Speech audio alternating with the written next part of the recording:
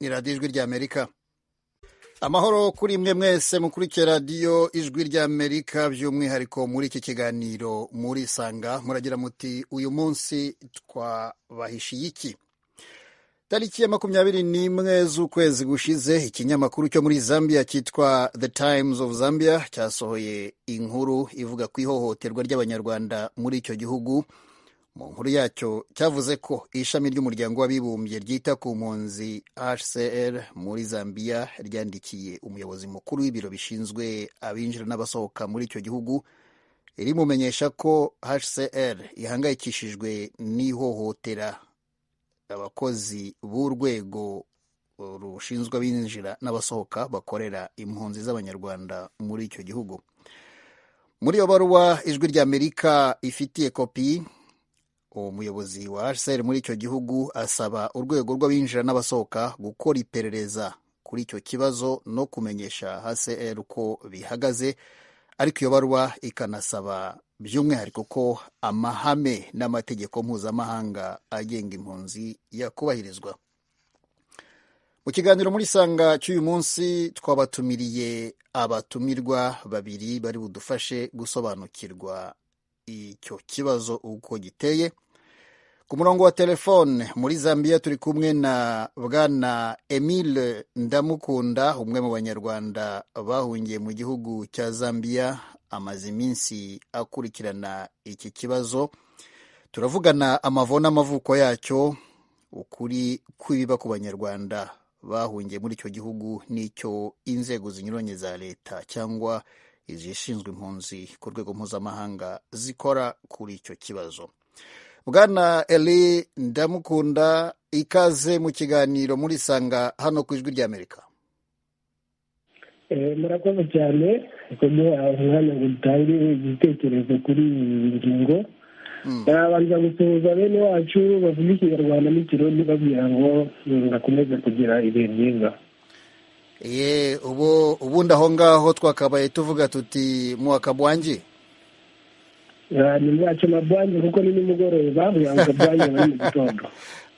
Ubwo hano murabereka turi mu gitondo, ubwo nyine nayobye. Ngira ngo Emile rero ikaze mu kiganiro muri Sanga. Turi kumwe kandi na Bwana Claude Gatebuke, impirimbanyi y'uburenganzira bwa muntu, ayobora ikigo African Great Lakes Action Network giharanira amahoro, ubutabera n'uburumbuke. Bwana Claude Gatebuke, ikaze mu kiganiro muri Sanga hano ku ijwi ry'Amerika. Murakoze cyane Geoffrey Mutagoma, ndagushimiye kandi nashimiye na Kagwigwi turi kumwe nawe, ndamusuhuje, mwembi ndabasuhuje n'abakurikiye iki kiganiro. Mukomere cyane, twese dukomerane. Ikaze namwe mwese bakunze b'ikiganiro muri Sanga aho muri hose hirya no hino ku isi. Dutangira ikiganiro tureba uko iki kibazo tumaze kuvuga haruguru cyifashe. Mu kanya ndaha ijambo Bwana Emile Ndamukunda Kagwigwi, ariko reka tubanze tujye i Kigali mu Rwanda dusabe umunyamakuru w'ijwi ry'Amerika Bwana Eric Bagira ubusa tubwire iriya baruwa ishami ry'umuryango w'abibumbye ryita ku mpunzi HCR ryandikiye leta ya Zambia, rivuga ko rihangayikishijwe n'ihohotera abakozi b'urwo rwego bakorera impunzi z'Abanyarwanda muri icyo gihugu. Iyi baruwa yashyizweho umukono na Madame Pierine Ayala, ahagarariye HCR muri icyo gihugu. Eric Bagira ubusa, tubwire uko bimeze.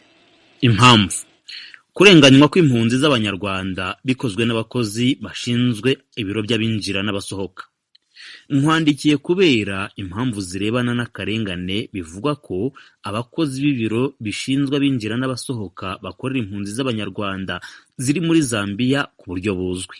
Amakuru ibiro byanjye biheruka kubona aragaragaza ko ikibazo cy'aba Banyarwanda kimaze kurenga urugero rwa kwihanganirwa, mu gihe bakomeje kuvuga ko batotezwa no guhigwa bukware n'inzego z'abakozi zishinzwe abinjira n'abasohoka babaka ruswa. Ibindi bivugwa ku Banyarwanda byerekeye kwibwa ibicuruzwa mu maduka yabo n'iyicwa rya bamwe muri bo baraswa n'abantu bitwaje intwaro batazwi. Ibyo bikomeje kuvugwa mu bitangazamakuru binyuranye byo mu gihugu. Ishami ry'umuryango w'abibumbye ryita ku mpunzi HCR ryamenye ko impunzi n'abasaba ubuhungiro bafashwe muri ubwo buryo kandi rihangayikishijwe cyane nabyo. Ibi biraba mu gihe Zambia imaze gushyira umukono ku itegeko ryubahiriza amahame mpuzamahanga yo kurengera impunzi kandi yerekanye ko yiteguye gufasha abantu bahunze imvururu n'umutekano muke mu bihugu bakomotsemo. Ingingo ya 3 y'amasezerano mpuzamahanga agenga impunzi yo mu 1951 yerekeye kutavangura isaba ibihugu byayashyizeho umukono kuyubahiriza mu kudakora ivangura rishingiye ku ibara ry'uruhu, idini cyangwa igihugu impunzi zikomokamo. Igika cya 29 cy'itegeko rigenga impunzi ryo mu 2017 kivuga ko impunzi zitagomba gukorerwa ivangura ryaba rishingiye ku gihugu cy'amavuko, ubwoko, igitsina, idini, inkomoko, ubwenegihugu, ibara ry'uruhu, imyaka, ubumuga, imitekerereze, imyemerere, umuco, ururimi, imibereho, gutwita, kuba ushatse cyangwa uri ingaragu cyangwa urwego umuntu arimo mu byerekeye ubukungu. Hashingiwe ku birimo biba, HCR yiteguye kuganira na leta yanyu no kubaha amakuru y'ibirimo biba mu buryo burambuye. Hagati aho, HCR irasaba leta yanyu gukora iperereza ibibazo byose byagaragajwe no kutumenyesha ibyo murimo gukora kugira ngo ibyo bibazo by'ihohoterwa bikemuke. Ikindi, turasaba guverinoma ya Zambia kumenyesha abakozi b'ibiro bishinzwe abinjira n'abasohoka bose ibyerekeye amategeko agenga impunzi n'ibyo Zambia isabwa kubahiriza bijyanye n'amategeko mpuzamahanga, harimo ibyo yemeye byo guha umutekano impunzi n'abasaba ubuhungiro ititaye kuho bakomoka cyangwa ubwenegihugu bwabo, ahubwo ikubahiriza amahame shingiro y'amategeko arengera impunzi n'uburenganzira bwa muntu. Bwana Eric Bagiruwubusa, urakoze kudusomera iyo baruwa HCR yandikiye inzego z'ubutegetsi zishinzwe abinjira n'abasohoka muri Zambia. Reka tujye kwa Bwana Emile Ndamukunda Kagwigwi uri aho muri Zambia. Icyo kibazo cyatangiye ryari, cyaje gite? murakoze kumpa ijambo. Iki kibazo ubundi kugira ngo igisesengure neza byaba byiza umuntu abanje kureba uko cyatangiye. Ikibazo cy'impunzi z'abanyarwanda ubundi cyatangiye cyangwa cyakomeye guhera muri 2013 ubwo leta y'u Rwanda ifatanyije natwe byashyizeho gahunda yo gukuraho ubuhungiro ku banyarwanda. Icyo gihe kugira ngo abantu bose bazi cyitwa association clause, ikintu rero cyo gukuraho ubuhunzi ku banyarwanda kimaze kuba. Icyo ariko ntabwo cyabaye muri Zambia gusa, cyabaye hose hari impunzi z'abanyarwanda barebwa nyine nuko. Yego, komeza. Ubwo rero nubwo cyagenze gutyo, ubundi hagomba gukurikiraho nibuze inzira 3. Hari inzira 3 zagomba gukurikizwa. Urwa mbere ni uko mu gihe impunzi zikuriweho ibyangombwa ziba zishobora gutaha mu gihugu cyazo ku bushake. Ibyo rero ntabwo byabaye kuko impunzi zakomeje kugaragaza ko icyo zahunze cyangwa se zitiyumva ko umutekano wazo wari zitizeye umutekano ku buryo zataha. Ni ukuvuga ngo icyo gutaha ku bushake ntabwo cyabaye. Hashobora gukurikiraho ko mu gihe impunzi zidatashye, igihugu zirimo Zambia ishobora kuziha ibyangombwa zigatura zifite ibyangombwa. Ibyo nabyo kuva muri 2013 kugeza ubu ubona nta murongo wabyo ugaragara. Nubwo Zambia itirukana impunzi ariko nta byangombwa zigira, naho hava n'icyo kibazo cyo kuba inzego za Zambia zihora zibirukana inyuma, nuko abantu babaho batagira ibyangombwa. Kuko ntibatuzwe ngo bahabwe ibyangombwa, ni abantu batagira igihugu, ubona nta mategeko yo kubarengera ahari. Icya gatatu, mu gihe Zambia ibonye kuba tuzi itabishoboye, byashoboraga ko bashakira ibindi bihugu bishobora kubakira. Ibyo nabyo bikaba bitarakozwe. Ayo makosa rero niyo ashamikiyeho ibindi bibazo byose bigenda bivuka, kuko impunzi zagiraga ibyangombwa biziranga, ubu nta byangombwa bigira. Ziba mu makambi aho ubufasha bwa HCR, ubufasha bwa leta bwahagaze, kandi izo mpunzi zigomba kubaho. Wakwibaza ngo mu gihe nta muntu ugufasha uzabaho gute?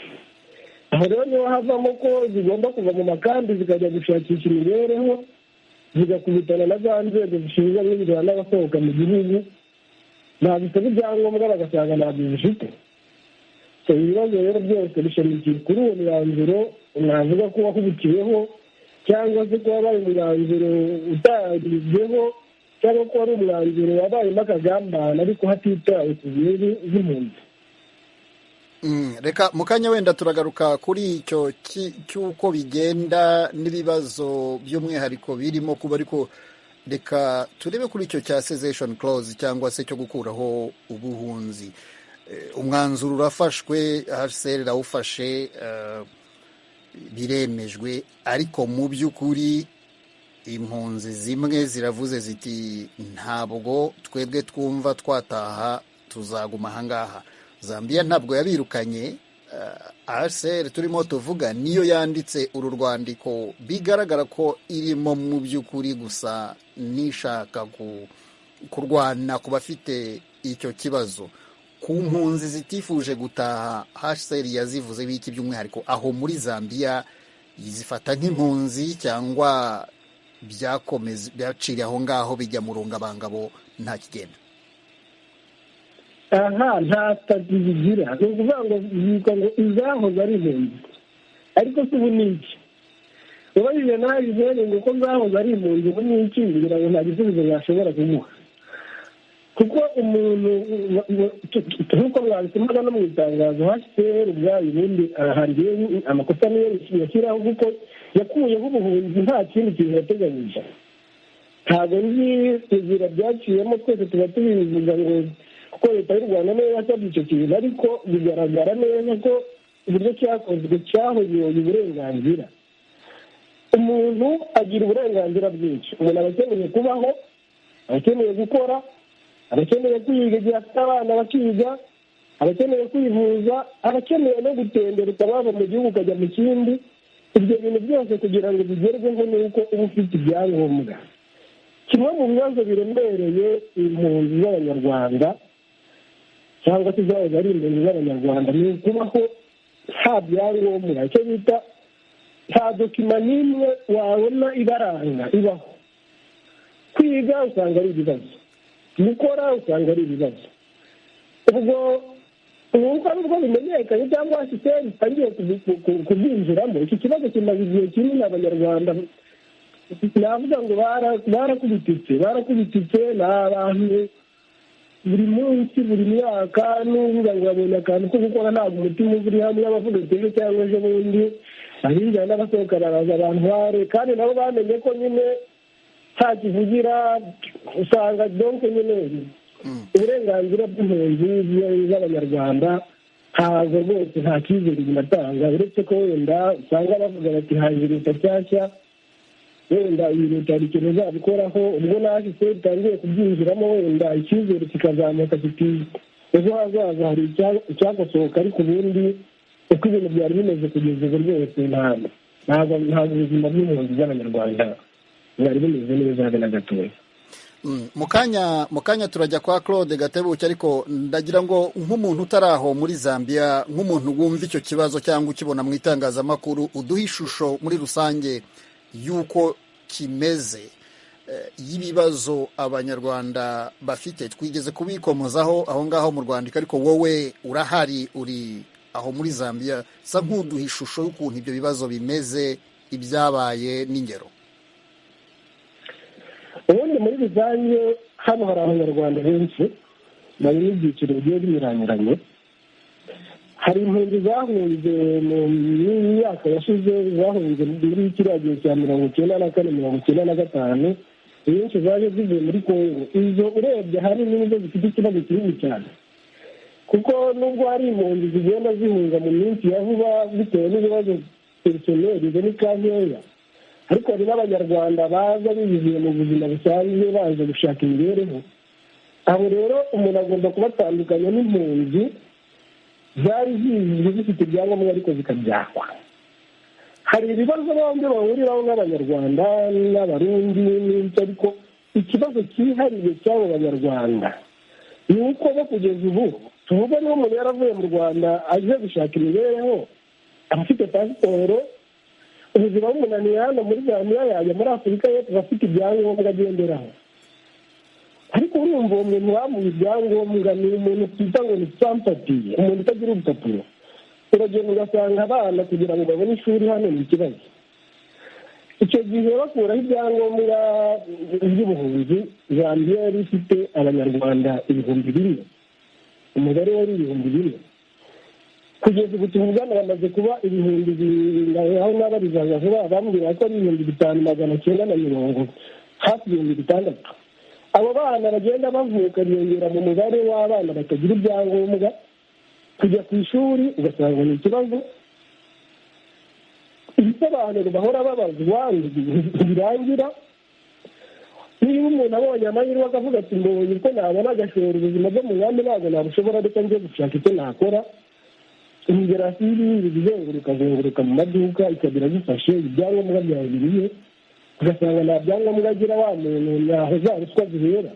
Aho kugira ngo bajye kumufunga na dukeya yari afite aratubaha, ejo bagashyikirwa bakagaruka, ugasanga icyo kintu cy'ibyangombwa buri gihe giteza ibibazo. Noneho uretse n'icyo cy'ibyangombwa, umuntu utagira igihugu kimuvugira, ubwo iyo nta byangombwa ufite burya nta gihugu ufite.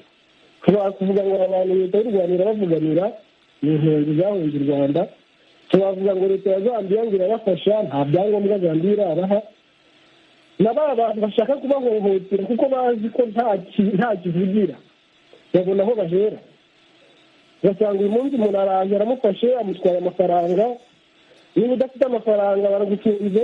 Ibyo ni ibibazo tubona buri munsi mu buzima bwa buri munsi hano muri Zambia. Uyu munsi umuntu bashobora kumufata inshuro 5, yaba atabonye amafaranga yo gutanga ngo bamurekure agafunga. Ugasanga rero ibyo bintu byose, kandi inyuma y'ibyo ngibyo reka mvuge nk'urugero rwa hafi.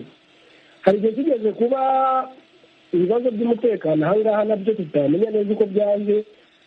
Abanyagihugu birara mu maduka y'Abanyarwanda, barabiba barabasahura. So mu icyo kintu harimo ikibuga. Icyo gihe rero leta ya Zambia yaravuze iti abantu basahuwe tuzafasha. Nta abantu bari bafite ibyangombwa bibemerera gukorera hano muri Zambia. Bageze kuri ba Banyarwanda bari impunzi bagasanga nta rupapuro na rumwe bafite, kandi ibintu byabo byarasahuwe. Ndakumvisha akarengane no guhohoterwa biba byaragiye biba kuva kera. Umuntu yari afite akaduka, yarishinze kugira ngo ubu uri impunzi ugere ku rwego rwo kubona akaduka, ngira ngo buri muntu yumva uko bigoye. Baraje baragasabuye kubera ko nta cyangombwa na kimwe ugira kikuranga, ibintu byawe bigiye gutyo burundu urahomba.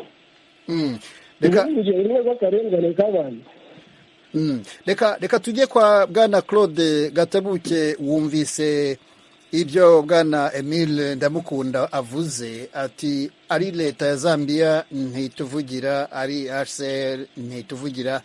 Ubwo nimwe musigaye mwe muhirimbanira uburenganzira bwa muntu. Bwana Gatebuke, ikibazo nk'iki aho igihugu cyakiriye impunzi kizihinduka, ni ikibazo mukunze kubona mu mirimo yanyu mukora yo guhirimbanira uburenganzira bwa muntu? Ni ikibazo dukunze kubona akenshi, kandi manze shimire na Kagwigwi izo information utanze, kuko nibaza ko abantu benshi badakurikirana iby'uburenganzira bwa muntu, badakurikira batamenya ibyo bibazo impunzi z'Abanyarwanda ziri muri Zambia zifite.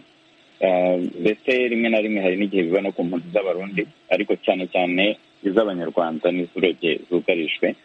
Icyo kibazo rero gisanzwe kibaho. Nkanjye nk'umuntu w'impirimbanyi y'uburenganzira bwa muntu, nta nubwo ari ku Banyarwanda gusa nkibona, hari n'impunzi zo mu bindi bihugu. Urugero natanga ni nk'impunzi zo mu gihugu cya Burma cyangwa bita Birmani.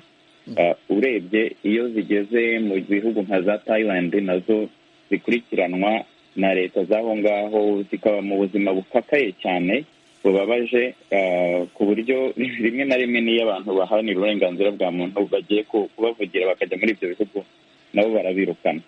Ngarutse rero ku mpunzi z'Abanyarwanda, icyo kibazo ni ikibazo gikomeye kandi kitari no muri Zambia gusa. uretse no muri Zambia, wenda tuvuge ko ari muri Afurika, nubwo njyewe mbona ko Zambia iri mu bihugu by'ibura bifite inzego bikurikiza inzego. Akenshi ibihugu byo muri kariya karere ko mu majyepfo ya Afurika usanga ibyinshi bigerageza ugereranyije no mu karere k'u Rwanda u Rwanda rurimo. Uretse rero no muri Afurika, nabaha nk'urugero na hano muri Amerika, impunzi z'abanyarwanda zirakurikiranwa. Hari raporo yasohotse ku itariki 6 z'ukwezi kwa mbere, yasohowe na FBI, urwego rwa Amerika rushinzwe iperereza ku byaha byakorewe muri Amerika. FBI ndakeka benshi bareba amafilime wenda cyangwa bakurikira amakuru bazi icyo ari cyo. Ivuga ko impunzi z'abanyarwanda n'abanyarwanda babimukira bakurikiranwa muri Amerika.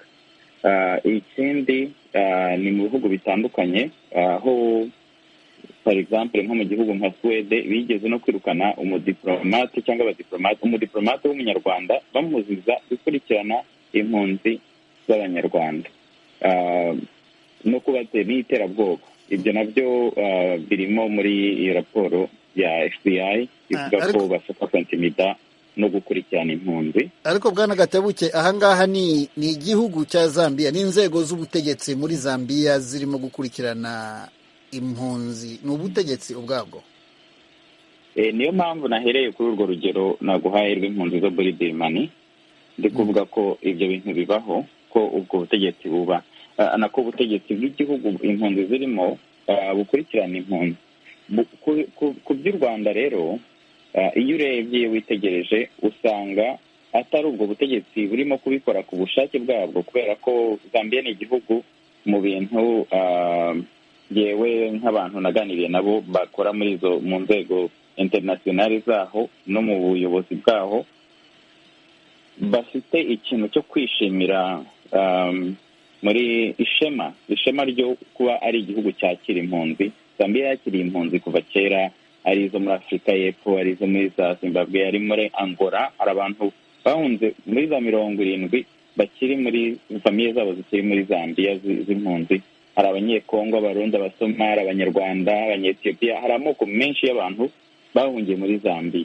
Noneho iyo urebye rero ukuntu biruka ku mpunzi z'abanyarwanda, ubona ko atari ukubera ko atari ukwiruka ku mpunzi gusa, ahubwo ni impunzi z'abanyarwanda. Aho rero niho ubonera ko iyo witegereje usanga harimo akaboko ka leta y'u Rwanda. Niyo mpamvu narinzanye urwo rugero par exemple rwa FBI naho handi no mu bindi bihugu aho wenda batashoboye gukorana n'izo leta. Reka ibyo twe kubyemeza Bwana Gatebuke, twe kwemeza ko ibintu tudafitiye gihamya, wenda tubyite analize yawe ku giti cyawe uko ubibona, ariko ntabwo ijwi rya Amerika ribyemeza kuko ntabwo tubizi.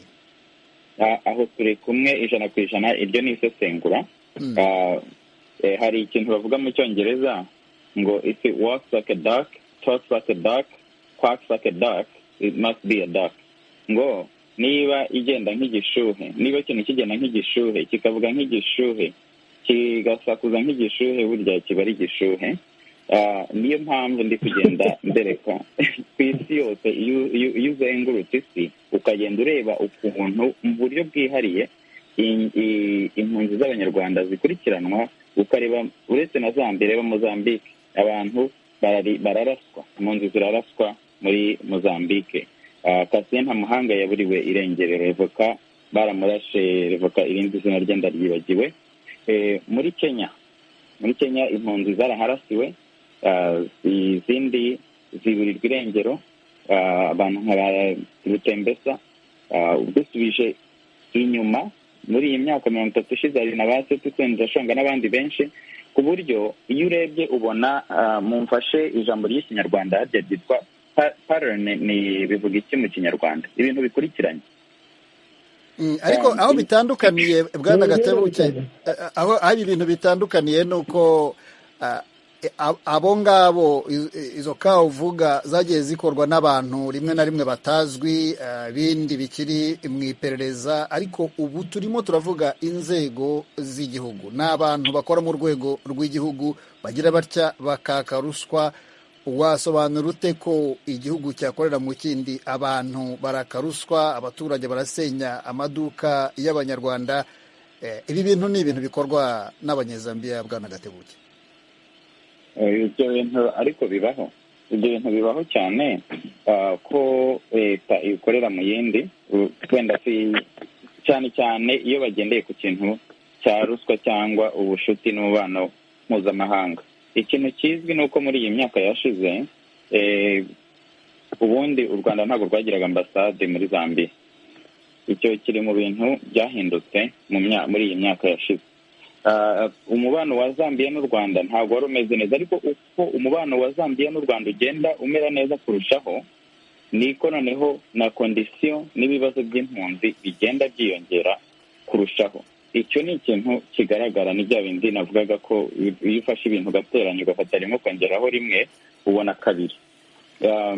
Aho rero niho nkomeza gushimangira ko iyo urebye cyane cyane mu bihugu bya Afurika ko ari ahantu ushobora gukoresha ruswa, ugakoresha corruption yo kuba wakwinjira mu bategetsi, igihugu kiba gifite amafaranga menshi yo gutanga mu za ruswa. Icyo ni kimwe. Nongere ngaruke kuri icyo kintu cya ruswa. Mu bihugu hataba ruswa ariko haba ikintu gisa nka ruswa, ibintu bya lobbying. Ibyo nabyo ni ibintu tubona ko leta y'u Rwanda ikora, niyo mvuga ko iba iri gukorera mu bindi bihugu. Urebye na hano muri Amerika mfite ngewe za dokima n'amaresi y'ahantu leta y'u Rwanda yishyuraga ngo babakorere lobbying. Ariko ntabyo ufite, ariko muri Zambia ibyo ntabyo ufite. Muri Zambia ntabwo byoroshye kubibona kubera ko niyo mpamvu tutabyemeza, Bwana Gatebuke. Niyo mpamvu niba nanjye aricyo nakunganiraho. Reka uretse gato Emile, hari abantu bamaze umwanya munini ku murongo wa telefone. Mu by'ukuri ndagira ngo bataducika. Ku murongo wa telefone hari Bwana Jean Serge Mandela na Bwana Uwimana Jean de Dieu. Reka duhere kuri Bwana Jean Serge Mandela. Ndagaruka ndabaha ijambo mu kanya, iyo ngingo turayigarukaho. Bwana Jean Serge Mandela, ikaze mu kiganiro muri Sanga hano ku Ijwi ry'Amerika. Mwakoze cyane, mwakoze ku ijambo. Uherereye hehe? Ndemeye Lusaka, mbaye Lusaka nomaze bona umizande nawe Lusaka. Noko kuba mu nkambi banjanye ku ngufu n'amezi ajya kuri abiri mwaye ukwezi kumwe. Uhamagaye ushaka kuduha igitekerezo cyangwa ni ikibazo? Ni igitekerezo byawe nanjye ngira icyo mvuga kuri icyo cy'Abanyarwanda. Komeza. Tutazanya Rwanda muri Zambia. Muri Zambia rifitemo utuntu twinshi cyane tudutera nzamba. Ubundi tugera inanga abantu bageze n'abanyaka mbere ya za 2000 wajyaga inama ukumva uvuga igifaransa kutaga mu Kasai ko ntabwo bari bazanye Rwanda. Noneho ibintu byaje kwigira imbere gatoya, ariko mbere nsubiye inyuma aho ngaho muri Zambia iyo wageze kugira ngo ubone akazi uri umunyamahanga agomba kugira work permit. No kugira ngo ucururize umunyamahanga ugomba kugira ibyo bita investors permit. Bwa mbere bafitaga self-employed permit cyangwa ukayita self-employed permit cyangwa uko bayitaga cyangwa se uko bayitaga icyo gihe. Ibyo Emile yatubwiraga mu kanya. Bikoresha hanyuma cyangwa se ukaba ubonye akazi. Noneho muri mwaka w'ibihumbi 10 nibwo noneho amategeko yabinjye n'asohoka bayavuguruye, hanyuma bashyiraho izindi mushya. Bashyizeho uruhushya rwa spouse permit, donc uruhushya rw'umuntu bashakanye, rwa self employment permit bagikuraho, aho kugira ngo umukore ku giti cye babikora babyita nk'ibindi permit, donc abantu babwiyemezamirimo. Ubwo bongeye iyo permit yakomeje kubaho byo kugira ngo ubone akazi mu kujya permit. Okay, noneho ibibazo na sub permit ubwo ni kuri banyesha. Noneho turebye amategeko muri Zambia, hari itegeko ry'umuryango w'abibumbye bita convention 1961 yo convention mpuzamahanga. Zambia yarifashe no kugira ngo ku byerekeranye n'ubwisanzure bw'impunzi ubu dushatse kubwicisha kuko ko Zambia ko ubaye ubonye ubundi muri Zambia ugomba kuba mu nkambi kugira ngo nyuma y'inkambi rero ugomba gusoma izo mutwe nakubwiye nyine icyo ngicyo bita visitors permit work permit start permit na spouse permit. Sa n'uwihutisha igitekerezo hari abandi bategereje ku murongo. Kujya tegeko no kujya vuga itegeko igenga abinjira n'abasohoka ryo mu 2010 bongeyemo noneho ko iyo ufatiwe kugira ngo uve mu nkambi ugomba kuba ufite ibyo bita gate pass ubundi ushaka gusohoka noneho iyo utari ufite iyo bakubonye ugasanga utari ufite cyangwa se twarangije bagomba kujyana mu rukiko ryo kuvuga ukoze uburisha amategeko ya Zambia kujyana mu nkiko rero inkiko ryo mu rukiko gatsindwa rero baguhana avuga cyangwa iyo azabo cyangwa akaguha amezi atatu ubwo rero kuba ko nishaka gusobanura nyine njya ngo ku mategeko ibyo amigazo bakora amategeko abakikiye hanyuma ibyerekeye rero twe abanyarwanda abo bamaze gutwambura ubuhungiro ubutegetsi bwari buriho bwaravuze ati uko twabisanzwe biteye impungenge ariko nta muntu uzawutaza bivamo baduhaye ibyo bita temporary permanent residence baduhaye byarateganya gutura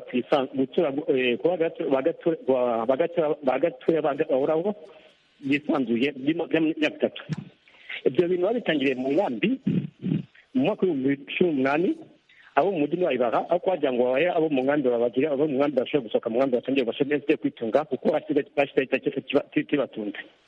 Sa n'uwanzura bwana Mandela sa n'uwanzura kuko urasa n'uwagiye mu mateka cyane kandi dufite abantu bari ku murongo sa n'uwanzura igitekerezo komeza. Ibyo mvuga nyine nuko abanyarwanda maze kubona ubwo buryo bwo gukora twahise duhindura icyo bita landscape donc uko Zambia igaragara nyine byahindutse none bigaragara ko abanyarwanda bafite ubushobozi noneho iyo umunyarwanda umufashe ugasanga afite icyangombwa bamwenzaho kugira ngo bagire icyo cyabaha iyo utakibahaye bajya rimwe na rimwe hari ubwo babifata ubwo yabaha bakayarya bakakujyana kugira ngo bakumvishe ugasanga ibyo bintu birimo ubugome butumvikana nta kuntu afata umunyarwanda ufite ubukingiranwa n'igihugu ukajya kumufunga kandi ubizi neza ko uwo muntu bashyingiranywe n'amategeko ntabwo ushatse kwivuga ngo ntabwo ushatse kwitangaho urugero wakuze byambayeho kandi bifatwa n'abantu bari bazi ku mazina.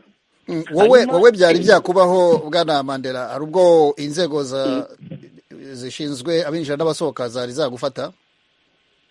Ndafashwe maze gufunga inshuro eshatu guhera muri 2006 bwa mbere kugeza mu myaka 2 ishize. Ubigenza ute? Maze gufunga inshuro eshatu. Ubigenza ute kugira ngo bacike? nuko ariko cyane nibyo witabukana umugabo kamumara ubwoba muravuga ngo ajya gufunga mwategura ndabiza ubushobozi byo kumfunga none yagiye akabushya kumaza kunacyo wamuhaye akagufungura akagupapuro cyangwa cyo kutera ubwoba ngo mukabagufashe ubundi ngo wayishe umutekano wazakugira bafite ubwosho bwo kugira ngo agwane ariko bakabicara kumaza nyemerera tumaze gushirika ubwoba ariko siko benshi bimeze abenshi bavuga abenshi kugira ngo utabyo kuvuga ngo utabatiza cyangwa se utabateshikiye iyo mwata amafaranga arayaguha ariko itangaje nuko icyo gihe usanga abanyarwanda ahubwo amafaranga y'abanyarwanda bayanga kujya kubafunga bafata amafaranga y'abantu batishoboye. Nyemerera tujye kwa bwana Uwimana Jean de Dieu arategereje igihe kirekire. Bwana Uwimana Jean de Dieu ikaze mu kiganiro muri Sanga. Murakoze cyane. Wakoze kandi kwihangana wategereje umwanya muremure. Uherereye hehe wowe? Nk'uko bivuze nitwa Uwimana Jean de Dieu. Merereye mu Rwanda mu karere ka Nyagatare intara y'Iburasirazuba. Amakuru kiyaho Nyagatare. Karama ndahazi naharagiye inka. Yego aho ngaho hafi ku mupaka w'u Rwanda na Uganda. Nuko rero uhamagaye ari igitekerezo cyangwa n'ikibazo ushaka kubaza abatumirwa bacu? Mu by'ukuri mfite igitekerezo ariko ndahera ku kibazo. Yego. Mu by'ukuri ibyo bintu byo kuba impunzi z'abanyarwanda ziri muri Zambia zihohoterwa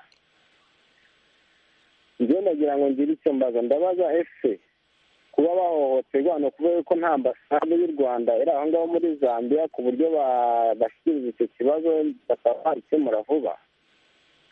Ikindi kibazo nifuza kubaza, ese nk'abanyarwanda benshi iyo cyane cyane nk'urubyiruko iyo tumaze guca akenge usanga benshi bihutira ku bihugu byo hanze nk'iyo muri Zambia, Zimbabwe, bakambuka hakurya y'imipaka ya Afurika muri Amerika, ariko mu by'ukuri ntabwo tujya tugirira amahirwe meza kuko usanga henshi badutoteza ibintu nk'ibyo ngibyo aribyo birimo n'aho ngaho muri Zambia. mwabwira icyo urubyiruko rw'abanyarwanda rwaba bateze amatwi muri aka kanya kugira ngo nabo bumve ko mu gihugu cyabo cy'u Rwanda cyaba kimeze neza ku buryo batagomba kukivamo ngo bajya muri Zambia cyangwa se no mu bindi bihugu? Murababwira iki ku buryo bagomba guha mu gihugu cyabo ndetse bakiyubakira n'u Rwanda rwabo? Ikindi kibazo, ese ni impunzi z'abanyarwanda gusa zirimo zihohoterwa cyangwa n'izindi zo mu bindi bihugu bitandukanye bya Afurika nazo zaba zihura n'izo mbogamizi? Murakoze.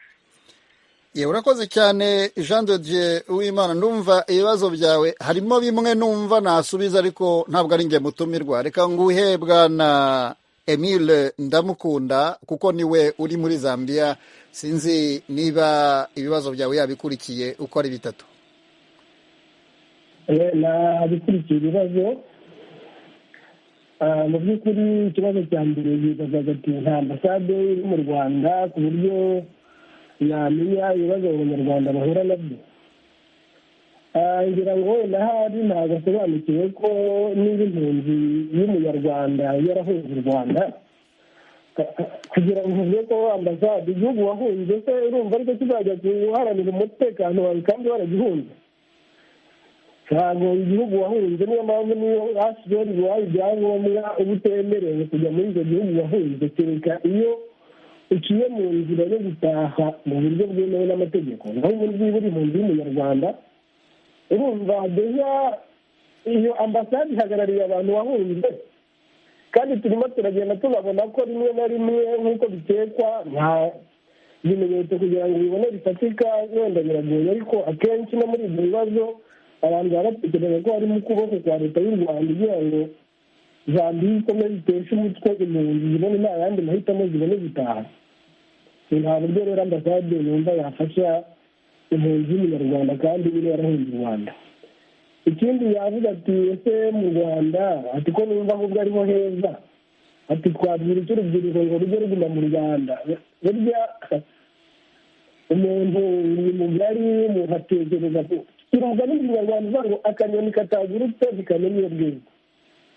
ntabwo nshaka kuvuga kubwira abantu ngo bajye bagenda cyangwa bajye baguma mu gihugu, ariko impamvu igihugu kigira za ambasade hakabaho ubucuruzi mpuzamahanga nuko baba bazi ko abantu bazajya bidipurasa bakava mu gihugu bakajya mu bindi. ubucuruzi mpuzamahanga bukorwa kubera ko hari abanyagihugu bavuye mu gihugu runaka bakajya mu kindi. ibyo ndumva byari binyuranye n'ingingo y'impunzi, ariko ni uko njyewe nabyumvaga. ntabwo wabwira abaturage ngo muzagume mu gihugu ntimukagende kubera ko nubwo turimo tuvuga ibyo ngibyo ariko hari n'abashoboye kubona ibyangombwa wenda cyangwa hari n'abagira amahirwe. ntabwo nabwira abantu ngo ntibakaze mu Rwanda cyangwa bajye bava mu Rwanda, uba ari umwanzuro w'umuntu ku giti cye. Mu kanya turasubira kwa Claude Gatebuke, ariko ndagira ngo mbanze nsabe Richard Ndayishimiye ku murongo wa telefone bamuduhere umurongo kuko nawe ategereje umwanya. Bwana Richard Ndayishimiye, ikaze mu kiganiro muri Sanga. Murakoze cyane. Uherereye he Richard? Nanjye narize ikintu cyo kunganira. Urahagana he? Demerere Nairobi muri Kenya. Yego, komeza. Buriya baravuga ati abanyarwanda bari muri Zambia badafite umutekano ukwiye. Mbese ko usanga impunzi ifite amahitamo, ugasanga iyo bonye igihugu irimo nafite umutekano arashobora gusaba ubundi buhungiro. ariko ubu aho tugeze urashobora gusaba ubundi buhungiro ukarindira ko ujya kwimurwa uve muri icyo gihugu kubera ubona umutekano wawe udakwiye ukabura. buriya se hakukwimura muri icyo gihugu ugasanga bakorohereje mu gihugu wavuye mu wahunze. rero nasaba nk'uhagarariye impunzi yuko yofasha agashyiraho sekiriti ikwiye. buriya wasigura gute ko umuntu bamusanga iyo yagiye, iyo yahungiye akanyurutse? none Richard, reka nkubaze niba ari ikibazo ushobora kunsubiza. Wowe aho ngaho uri Nairobi muri Kenya uri impunzi? Sanzwe ndi impunzi. Uvuze rero uti hari ukuntu bagira batya bakagusubiza aho waturutse. Mwebwe mu Burundi, ndasa n'utandikiriye gato kubera ko turimo turavuga ikibazo cy'impunzi z'abanyarwanda muri Zambia, ariko ni muri rusange Uburundi n'u Rwanda n'ibivandimwe. Impunzi z'abarundi muri Kongo n'ahandi hirya no hino zimaze igihe zitahuka ari nyinshi, bavuga ko umutekano mu Burundi uhari. Ibyo ushaka kuvuga ko biri muri urwo rwego wavugaga rw'uko abantu basubizwaho ku ngufu? buriya barasubizwa ku ngufu. urabye nko muri Tanzania, kandi biyemerera yuko hari umutekano, bakavuga bati turagiye rwose, ibyo twagiye duhunga byarakemutse, turatashya iwacu. kuri ikibazo twasanze no mu mpunzi hari aho bamaneko, harimo abahunga baje gukora ubutasi. ariko se buriya bwana Ndayishimiye, buriya wakwikeba n'urwembe kugira ngo werekane yuko uri mu bantu. Guhungerega ntabwo ari imikino. iyo korera iteye nawe ikugeraho. komeza igitekerezo cyawe. igitekerezo nari mfite nicyo, buriya iyo impunzi yasabye ubundi buhungiro mwayimura kubera buriya ntiyabibona umutekano uhagije rwose. Birumvikana kuko iyo umutekano udahari, ubwo no kuba impunzi muri icyo gihugu ntacyo biba bikivuze. Reka tujye kwa bwana Claude Gatebuke. Bwana Claude, Richard Ndayishimiye ati iyo umuntu abona ko nta mutekano afite asaba ubuhungiro mu kindi gihugu, mwe nk'abahirimbanira uburenganzira bwa muntu mufasha iki abantu bahuye n'ibibazo nk'ibi, bumva ko mu gihugu bahungiyemo cya kabiri batakibona umutekano, bashaka ubuhungiro mu gihugu cya gatatu, bagategereza amaso agahera mu kirere? icyo kibazo mbere yuko ngisubiza umbabariye gatoya, hari ibibazo umugabo nibagiwe izina rye yabashije abaza ngo ese ngo ambasade ntiyafashe impunzi, Uwimana Jean de Dieu, ngo abantu bagiye baguma mu Rwanda. icyo cyo ambasade yo gufasha impunzi mu myaka yashize mu 2016 ibyo Kagwigwi yavuze by'uko bateye impunzi bakabica nabi bakabasenyera amaduka byarabaye. noneho nabaha urugero rw'umusore witwa Lionel Nishimwe wisunze ambasade agataha mu Rwanda. ahageze ubuhamya bwe turabufite, yavuze ko bamufashe neza cyane, ariko bagatangira kumusaba noneho gushinja izindi mpunzi ibyaha yasizeyo abyanze. yaburiwe irengero kuva ubu hashize imyaka 5, yaburiwe irengero mu 2017 tariki 8 cyangwa 9 z'uwo mwaka, donc hashize imyaka 5.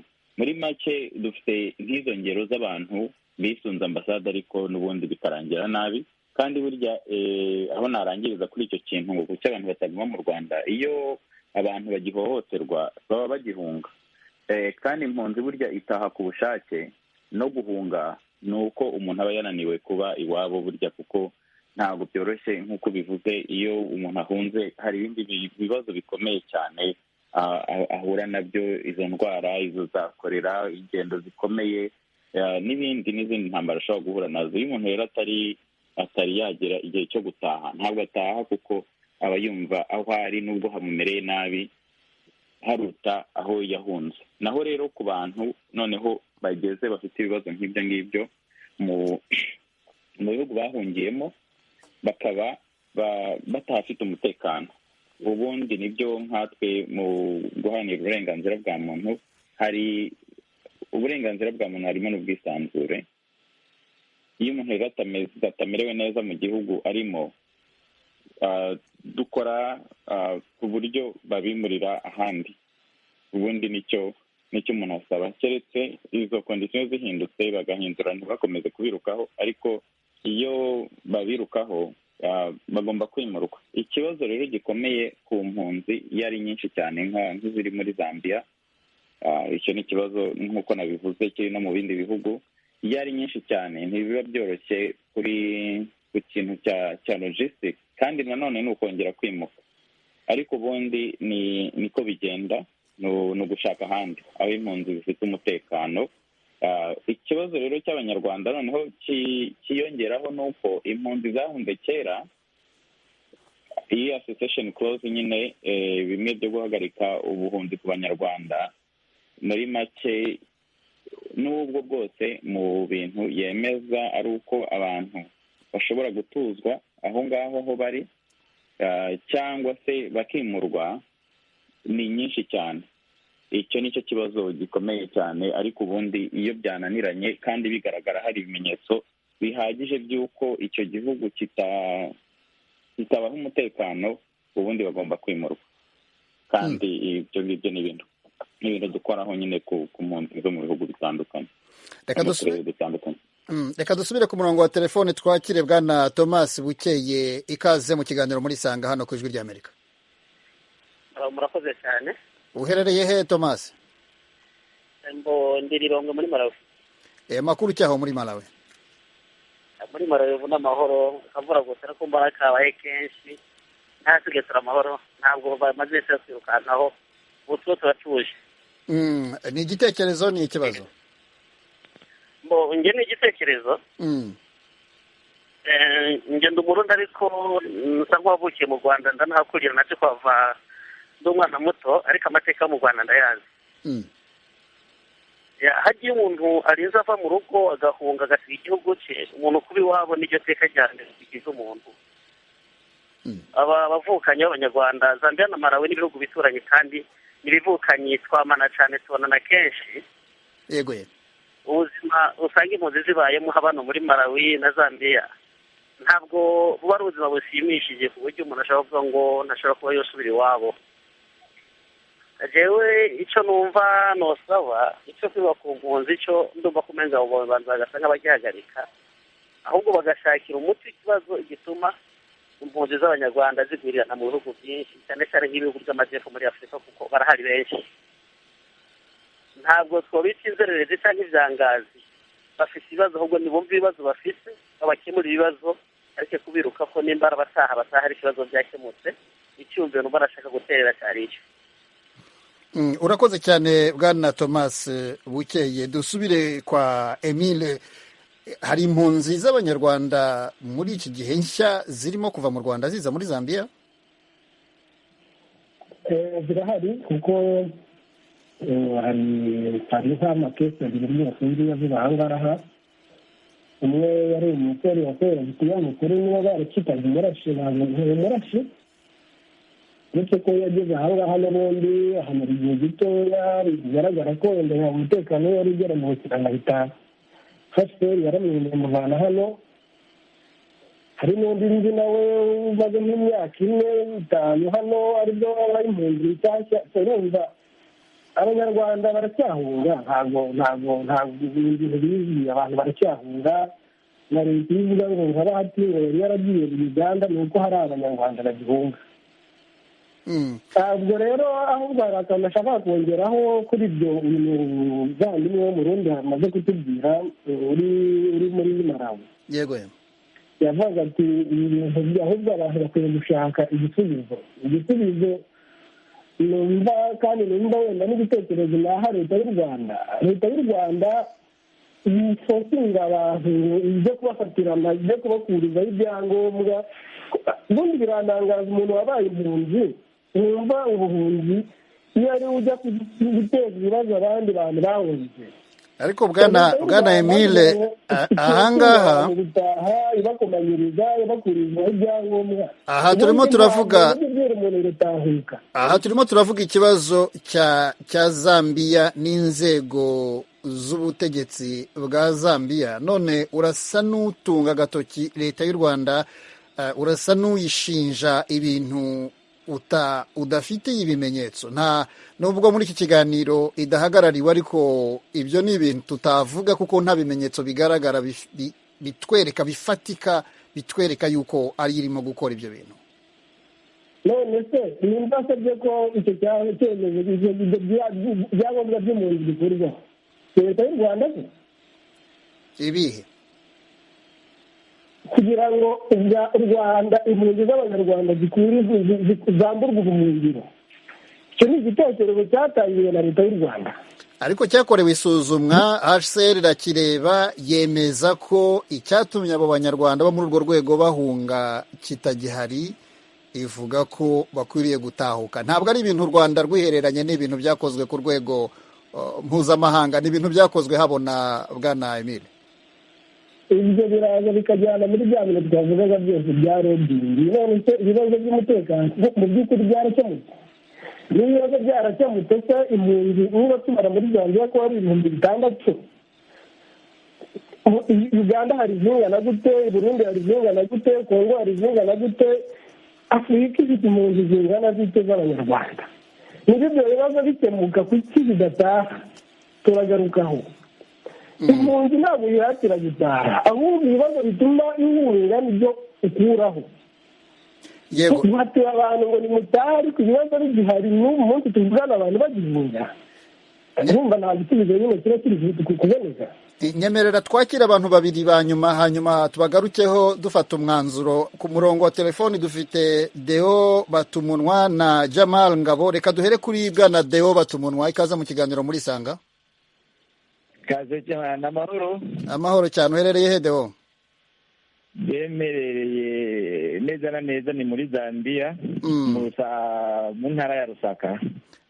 Ni igitekerezo ni ikibazo nyarutsa?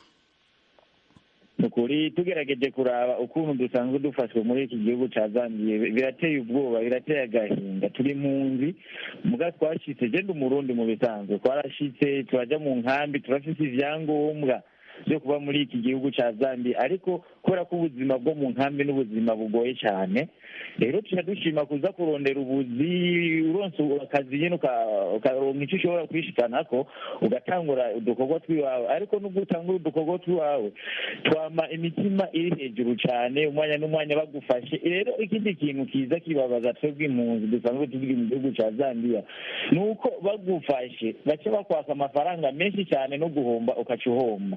rero ukuri nka mwebwe musanzwe mushikana kure ibitekerezo, twashaka muze mushikane ibibazo dusanzwe dufite.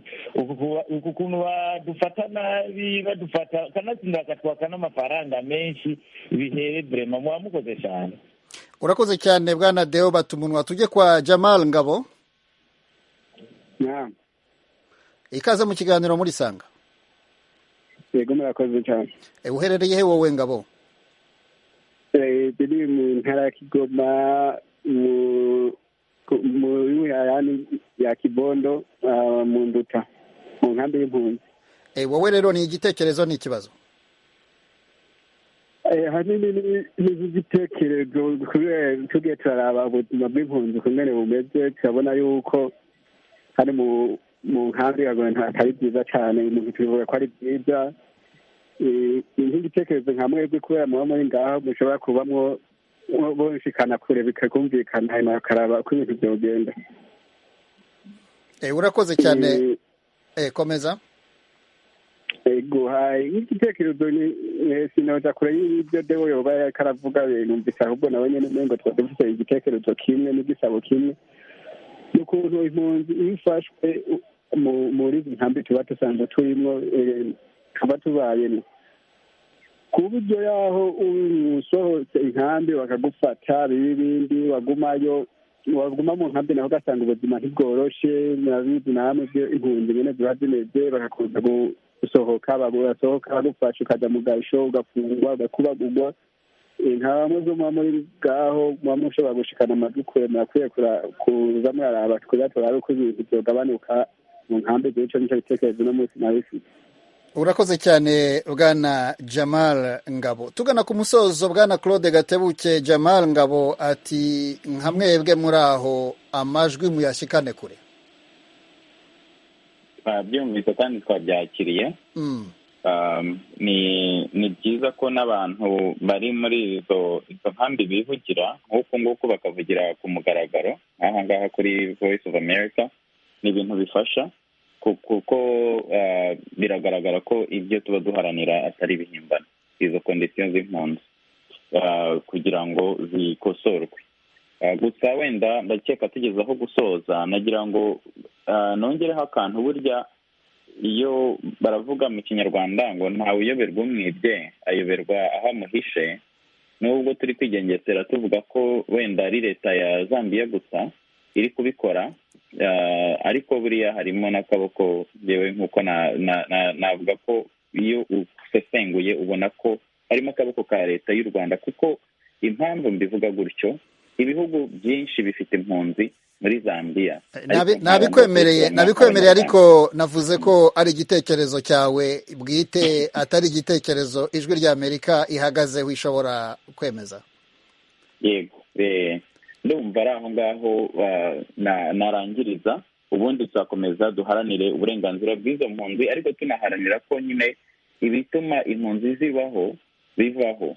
Abantu baracyahunga, hari impamvu bahunga: umutekano mukeya, ihohoterwa, akarengane. Ibyo byose tuzaharanira kandi tuzanabigeraho ko izo kondisiyo zizahinduka, abantu bagataha ku bushake bakareka no guhunga.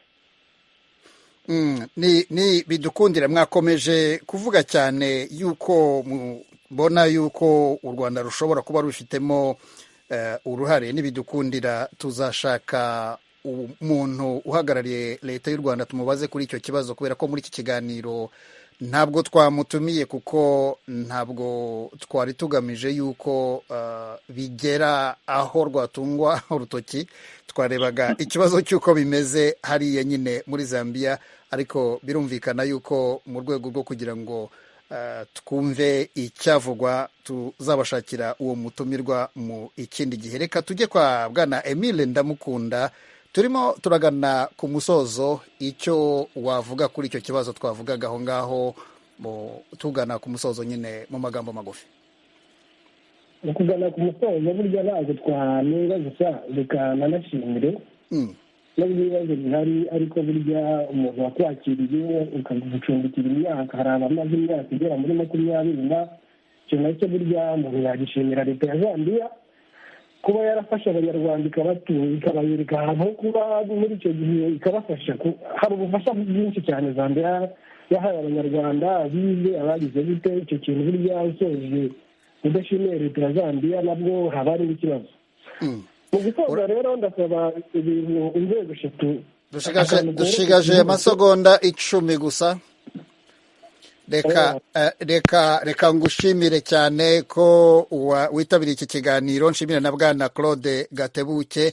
Nshimira namwe mwese inshuti z'ikiganiro muri Sanga, by'umwihariko n'inshuti z'Ijwi ry'Amerika muri rusange. Ikiganiro muri Sanga na hejo. Amahoro n'amahirwe kuri mwese.